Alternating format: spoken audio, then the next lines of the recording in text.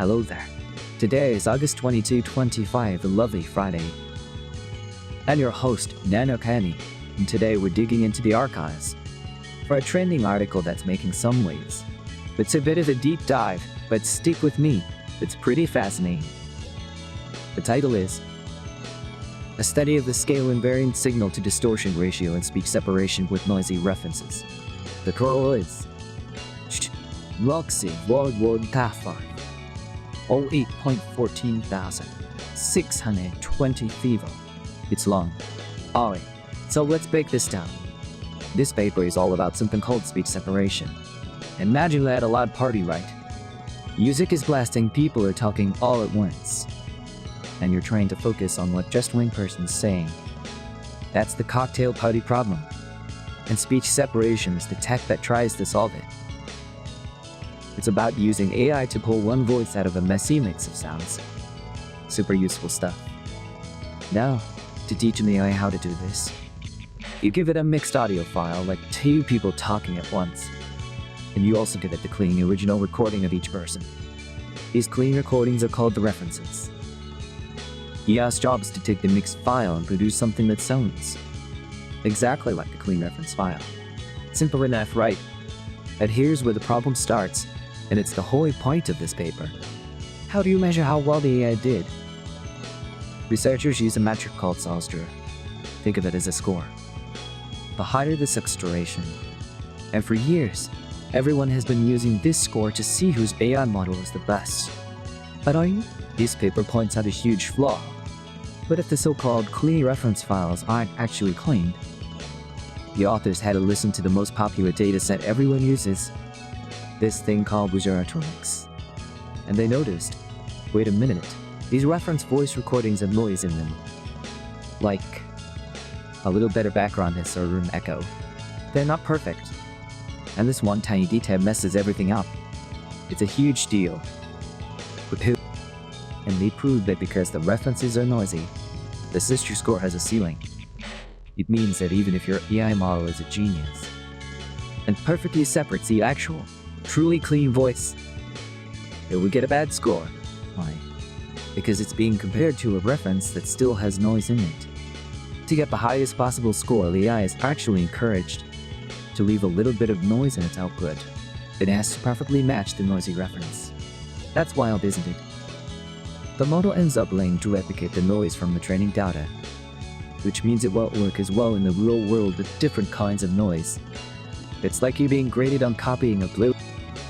A perfect, sharp drawing would get a lower score than a drawing that's also blurry. It's a broken system. So, what did the researchers do about it? Their solution is pretty clever and straightforward. First, we took all those noisy reference files from the dataset. Then, they used another AI, a speech enhancement model, to clean them up and remove any background noise. So now they have truly clean references. After that, they retrained a state-of-the-art speech separation model called SI-SDR, using these new, enhanced references. The idea is to teach the model what a genuinely clean voice sounds like, so it doesn't get confused and try to keep the noise. So did it work? Well, it's a bit of a mixed bag, which is super interesting, since they couldn't trust the SI-SDR score anymore. They used a different tool to judge the results. Denying trusted model called nino-ani, which basically acts like an AI with good ears, predicting how a human would rate the audio quality. Good news is the models trained with the clean references were way better at removing noise. The output was much less noisy. That's a definite win.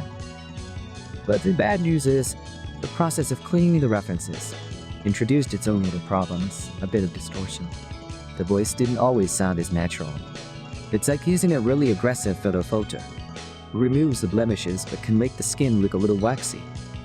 And here's the kicker, the final proof. They found that models with a lower SI-SDR score were actually rated as less noisy and higher quality by the nino-ani model. This completely confirms their theory that the SI-SDR metric is misleading, when your reference data isn't perfect.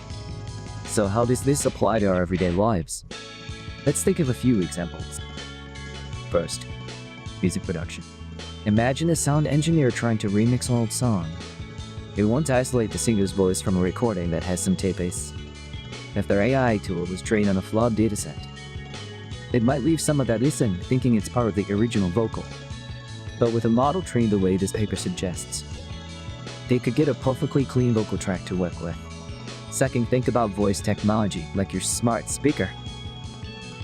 You are in the kitchen, the television is on, the kettle is boiling, and you're trying to ask for a recipe. The speaker has to separate your voice from all that background chaos. If its internal separation model is flawed, it might struggle to understand you. Better separation means it understands your commands more accurately, and phone calls through the device sound way clearer. And think gaming. You're in the middle of an intense online match.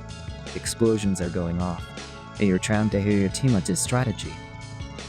Good speech separation can cut through the noise and deliver their voice clearly. A model that adds weird distortions and leaves in noise because of bad training that make teamwork and communication a real nightmare. So compared to other tech, this paper isn't about inventing a new flashy model. It's more fundamental. It's about fixing the very foundation of how these models are built and changed. It's like they're not trying to build a faster engine. They're pointing out that everyone is using dirty fuel and a broken stopwatch. The big takeaway here is a call to action for the entire research community. The paper concludes that we need better datasets. If truly any whole, perfectly clean recordings to train our eyes, then we might need to rethink the metrics we use to judge them. It's a really important piece of work, because it challenges the very benchmarks that a whole field relies on. It makes you stop and think, are we really making progress? Or are we just getting better at turning a flawed test? Fascinating stuff, right? That's all for today's dive into the archives. Catch you next time.